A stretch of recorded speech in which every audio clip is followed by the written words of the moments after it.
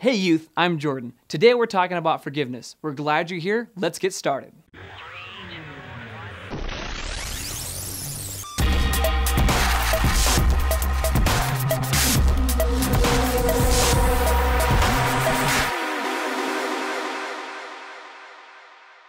In this series, we're talking about a couple different things and how they work. Things like greed, friendships, emotions, and today, forgiveness. But before we talk about that, we asked a couple of you how you think forgiveness works and a couple other things.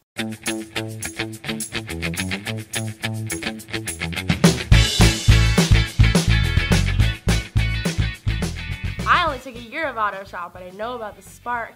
You got a spark, like in Transformers, where it sparks up the engine and the engine just goes, and you got lots of gears and like the steering wheel, and it's all.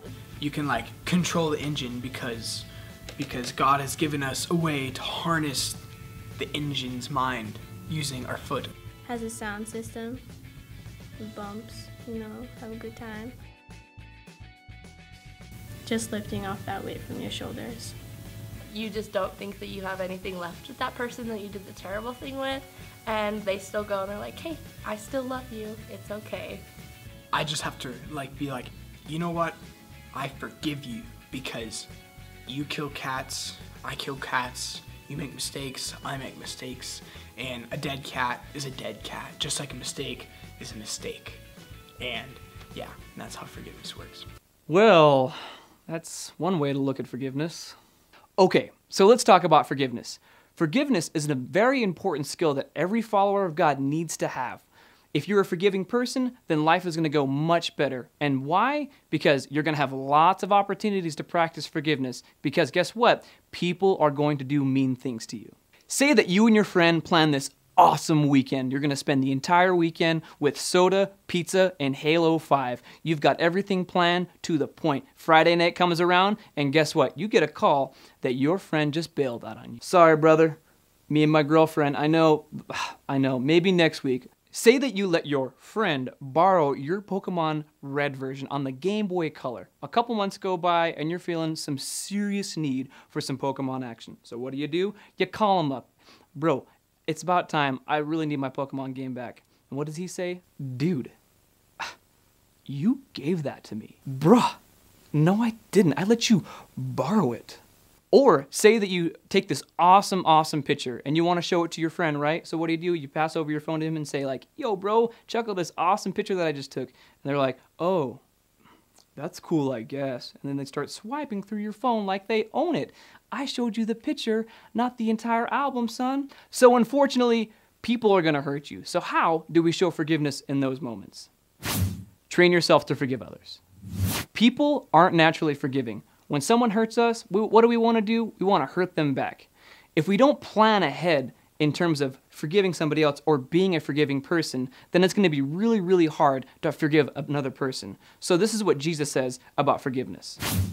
Then Peter came to him and asked, Lord, how often should I forgive someone who sins against me? 7 times? No, not 7 times, Jesus replied, but 70 times 7.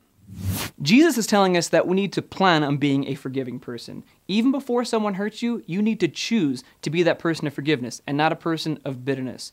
Make a decision now that before you get mad, you're going to forgive that person, both in the small and the big things. Just like in sports, you need to train to be a forgiving person.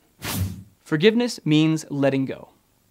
The Bible teaches us that when we truly forgive somebody, that we are no longer holding those things against them, that we are actually releasing those things those feelings of anger and of resentment. Dear friends, never take revenge. Leave that to the righteous anger of God. For Scripture says, I will take revenge. I will pay them back, says the Lord.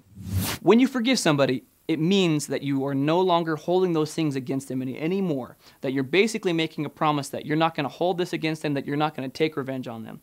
Let's say that your friend that flaked out on you for the millionth time, you finally got to hang out, but the entire time you're still holding on to that bitterness. So what are you doing? You're constantly poking and prodding and saying like, you remember when you bailed out on this? You remember when you flaked out on this? That's not true forgiveness. That person, you aren't really letting go of your bitterness. See, true forgiveness, though you don't have to trust that person because he may not be trustworthy, it does mean you have to finally let those things go and let God take care of the rest. God commands us to forgive.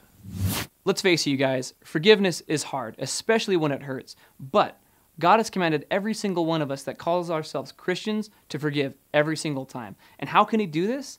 Because he's the one that forgave first. He's the one that forgave us of all of our sins.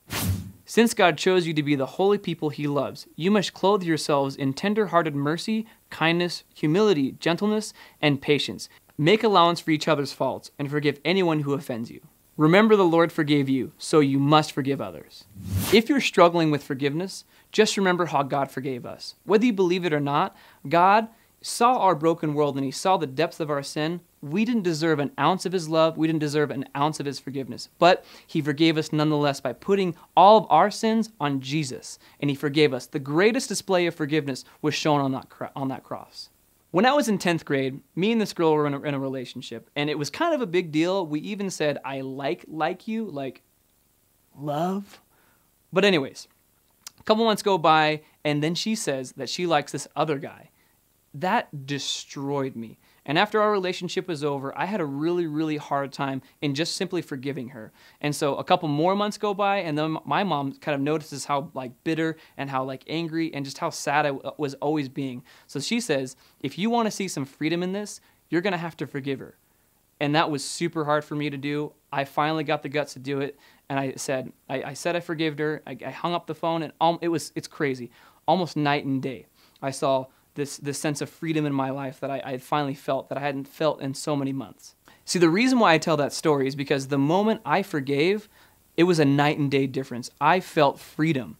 And that's the same thing that we want for you, that God wants for you. He wants you to experience freedom from bitterness. Forgiveness isn't always easy, but with God, it's possible.